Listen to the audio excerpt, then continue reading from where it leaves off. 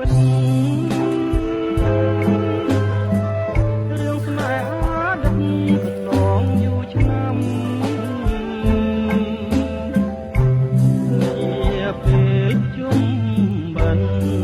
អូនភ្លេចផងចាំស្នេហ៍ប្រត់ស្នេហ៍កម្មស្នេហ៍ក្រមអរ៉ាកាលនោះរូបយើងសាងស្នេហ៍ឧត្តមលើកំពូលភ្នំភ្លេច